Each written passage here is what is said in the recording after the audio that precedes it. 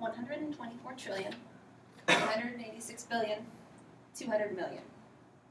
That's a 12-digit number, and it's the amount of money in Brazilian reais that Brazil is expected to have spent on renovations and construction in order to host the 2014 World Cup and the 2016 Summer Olympics.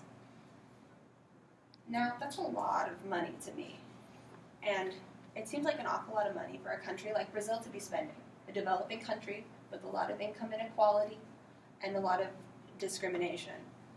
It was incredible to me when I visited Brazil last spring that they would be spending this money on preparations for building huge new stadiums when they had existing stadiums that would just stew, and that the development of these new stadiums required bulldozing entire settlements and displacing thousands of people. These settlements I'm talking about are called favelas, and they're essentially large slums. And I'd like to talk a little bit today about what they are and how they function in society. So by the end of the speech, my hope is that you'll have a basic understanding of why these favelas exist, who lives there, some of the government problems they face, and how these favelas eliminate a global issue of rampant inequality. So, how did these favelas come into being in the first place? Enrique Arias, author of an article called Faith in Our Neighbors Concerning Social Order in Brazil, notes that the favelas developed on their own around 100 years ago. There are lots of different favelas now, and each one kind of developed on their own, but most were either settled by former slaves or by urban migrants from other areas in Brazil who simply couldn't afford to live on the land they were living on before. At this point in time, these settlements were illegal. You weren't allowed to move up into the hills and do your own thing. That wasn't allowed, but the Brazilian government had some issues, so they weren't necessarily going to track anyone who did this down.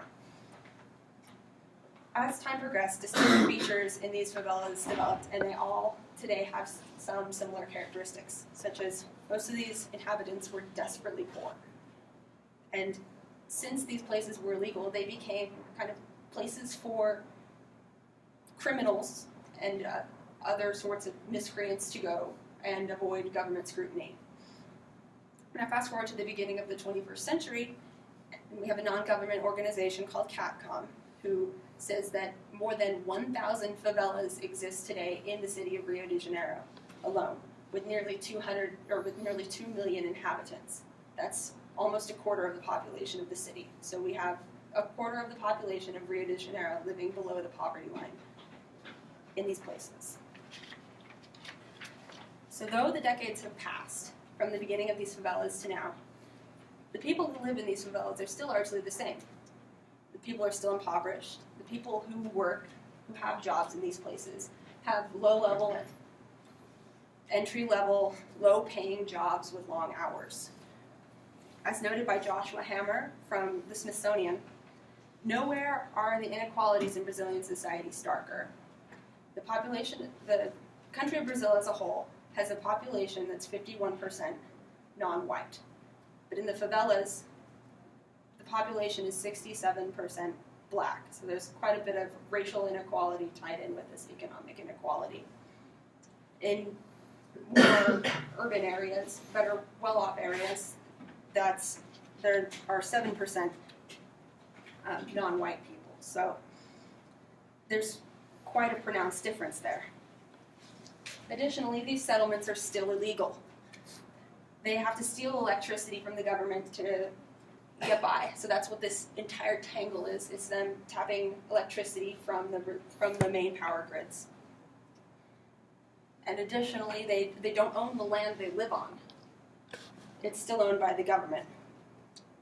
So this brings kind of an inevitable twist to the story. Since it's so easy for criminal organizations to live in these places, they moved in and they took control over everything. So these favelas, these slums where poor families live, are completely controlled by drug lords.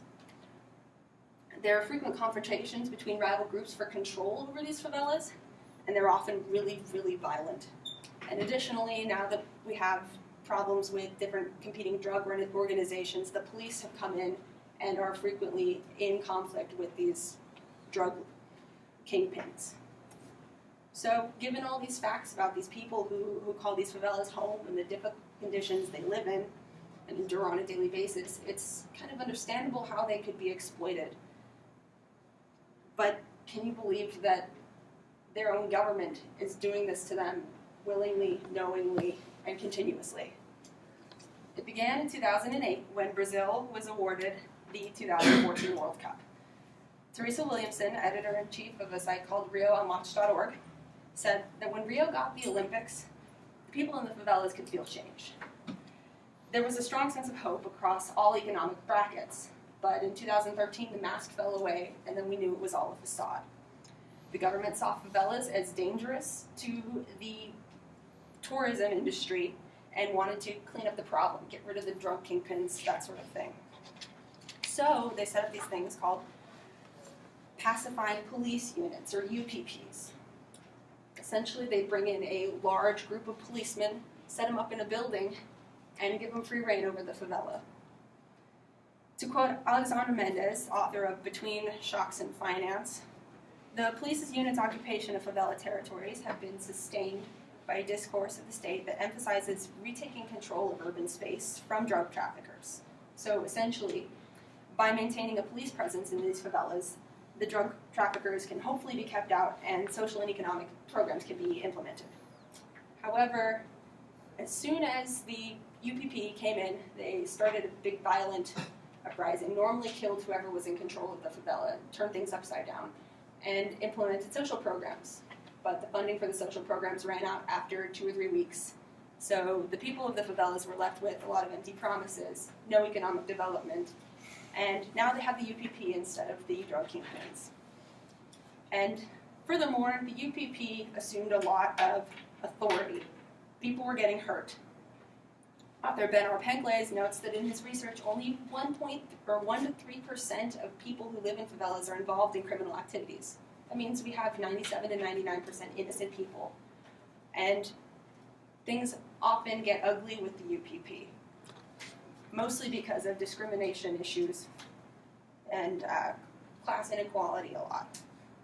So the brutality of these UPP units are extreme, and they're definitely noted. The New York Times says that a 10-year-old boy was killed brutally for no reason, just because the UPP officer perceived a threat. And the UPPs have also been used to relocate people, like in the